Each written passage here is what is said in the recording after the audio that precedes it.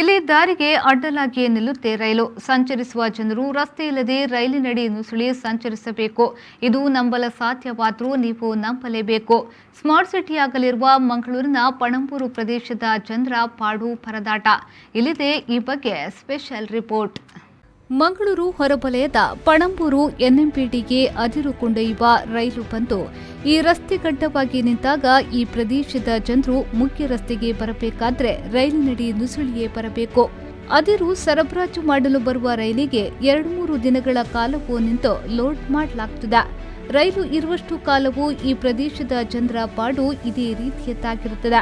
ಪಣಂಬೂರಿನ ಈ ಪ್ರದೇಶದಲ್ಲಿ ಸಾಕಷ್ಟು ಮನೆಗಳಿದ್ದು ಶಾಲೆಗೆ, ಕೆಲಸಕ್ಕೆ, ದಿನಸಿ ಸಾಮಗ್ರಿ ಖರೀದಿಗೆ ಬರುವವರು ಮಹಿಳೆಯರು, ಪುರುಷರು, ಮಕ್ಕಳೆನ್ನದೆ ಎಲ್ಲರೂ ರೈಲಿನಡಿ ತೂರಿಕೊಂಡು ಓಡಾಡುವ ಪರಿಸ್ಥಿತಿ.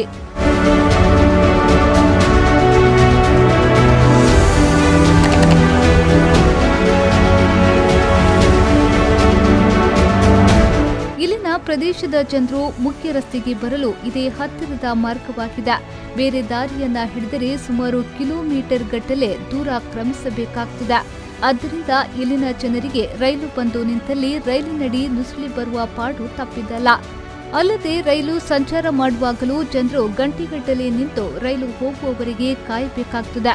ಇಲ್ಲಿ ಗೇಟ್ ಇಲ್ಲದ ಪರಿಣಾಮ ಇಲ್ಲಿನ ಜನರಿಗೆ ಅಪಾಯ ಕಟ್ಟಿಟ್ಟಪ್ಪುತ್ತೆ. ಸಾಕಷ್ಟು ವರ್ಷಗಳಿಂದ ಈ ಸಮಸ್ಯೆ ಇದ್ರೂ ಯಾವ ರಾಜಕಾರಣಿಗಳು ಇಲ್ಲಿನ ಜನರ ಸಮಸ್ಯೆಗಳಿಗೆ ಪರಿಹಾರ ಒದಗಿಸಿಲ್ಲ. ಈ ಪ್ರದೇಶದಲ್ಲಿ ಸರಿಯಾಗಿ ರೈಲ್ವೆ ಗೇಟ್ ಇರದ ಕಾರಣ, ಓವರ್ ಬ್ರಿಡ್ಜ್ ಕೂಡ ಇಲ್ಲದಿರುವ ಪರಿಣಾಮ ಜನರು ನಿತ್ಯದ ಪಾಡು ಪಡುತ್ತಿದ್ದಾರೆ. ತುಂಬಾ ಕಷ್ಟ ಆಗ್ತದೆ. ಅಲ್ಲಿ ಕೆಲಸಕ್ಕೆ ಹೋಗುವ ಟೈಮಲ್ಲಿ ಒಂದೊಂದು ದಿನ ಇರ್ತದೆ, ಒಂದೊಂದು ದಿನ ಅರ್ಧ ದಿನ. ಬೆಳಿಗ್ಗೆ ಹೋಗುವ ಟೈಮಲ್ಲಿ ಇವರದೆಲ್ಲ ಇಲ್ಲೇ ನಿಂತಿರ್ತದೆ. ಎಲ್ಲ ನಮಗೆ ಅಡಿಯಿಂದ ಹೋಗಬೇಕು. ಮಹಿಳೆಯರು ಮತ್ತು ಮಕ್ಕಳೆಲ್ಲ ಶಾಲೆಗೆ ಹೋಗುವವರಿಗೆ ತುಂಬ ಕಷ್ಟ ಇಲ್ಲಿಂದಲೇ. ನಮಗೆ ಅಂದರೆ ಹತ್ತಿರದ ದಾರಿ ಇದೇ ದಾರಿ. ನಮಗಿಲ್ಲಾದರೆ 1-3 ಕಿಲೋಮೀಟರ್ ಸುತ್ತು ಬಂದು ಹೋಗಬೇಕು. ಇಲ್ಲ ಸ್ಮಾರ್ಟ್ ಸಿಟಿಯಾಗುತ್ತಿರುವ ಈ ಕಾಲಘಟ್ಟದಲ್ಲಿ ಆದರೂ ಇಲ್ಲಿನ ಜನತೆಯ ಈ ಸಮಸ್ಯೆಗೆ ಸರ್ಕಾರ ಪರಿಹಾರ ಒದಗಿಸಲಿದೆಯೇ ಎಂದು ಕಾದು ನೋಡಬೇಕಾಗಿದೆ. ನಮಗೆ ಬೆಳಗ್ಗೆ ಹೋಗುವಾಗ ಕೆಲ್ಸಕ್ಕೆ ಹೋಗೋ ಟೈಮ್ದಾಗ ಲೇಟ್ ಒಂದಾಗಿರ್ತೈತೆ ರೀ, ಸಮಸ್ಯೆ ಆಗತ್ತೆ. ನಮಗೆ ಇದು ಹೋಗುದು ಇಲ್ಲ ನಿಂತ ಟೈಮ್ದಾಗ ಆದ್ರೆ ಬಗ್ಗೆ ಆದ್ರೆ ಹೋಗ್ತೀವಿ ರೀ. ಮತ್ತು ಇದು ಹೋಗೋ ಟೈಮ್ನಾಗ ಆದ್ರೆ ನಾವು 1 ಗಂಟೆ ನಿಲ್ಲಬೇಕು ರೀ. ಅದಕ್ಕೆ 20 ನಿಮಿಷ ನಿಲ್ಲಬೇಕು. ನಮಗೆ ಕೆಲ್ಸಕ್ಕೆ ಹೋಗೋದು ತುಂಬ ತೊಂದರೆ ಆಗುತ್ತೆ ಸರ್.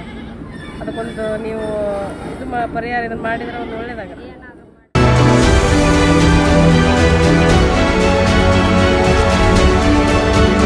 ಪವನ್ ಕಾಚಮಡ್ಕ, ವಿ4 ನ್ಯೂಸ್, ಮಂಗಳೂರು.